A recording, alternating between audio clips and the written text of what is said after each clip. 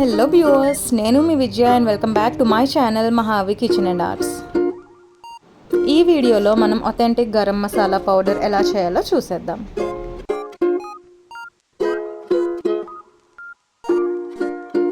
దీనికి కావాల్సిన ఇంగ్రీడియంట్స్: 60 గ్రాముల ధనియాలు, 30 గ్రాముల జీలకర్ర, 8 గ్రాముల సోంపు, 4 బిర్యానీ ఆకులు, 4 గ్రాముల దాల్చిన చెక్క, 8 గ్రాముల అనాస పువ్వు, 1 జాజికాయ, 3 పెద్ద యాలకులు, 4 గ్రాముల జాజి పువ్వు, 12 గ్రాముల లవంగాలు, 17 గ్రాముల యాలకులు, 8 గ్రాముల మిరియాలు. స్టవ్ మీద ఒక కళాయి పెట్టుకొని మీడియం ఫ్లేమ్లో ముందుగా ధనియాలు వేయించుకోవాలి. ఇవి డ్రై రోస్ట్ చేసుకోవాలి, అన్ని ఇంగ్రీడియంట్స్ కూడా.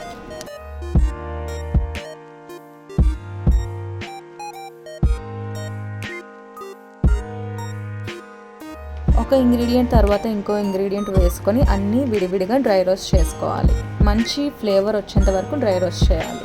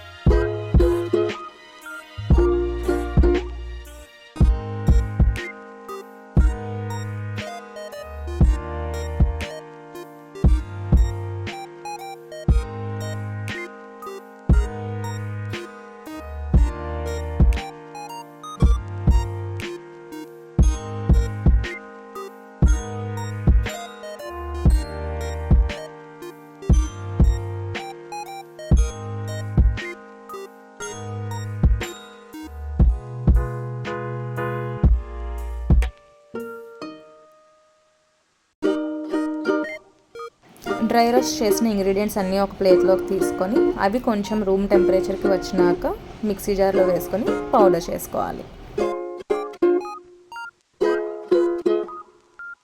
అంతే, గుమగుమలాడే గరం మసాలా పౌడర్ రెడీ.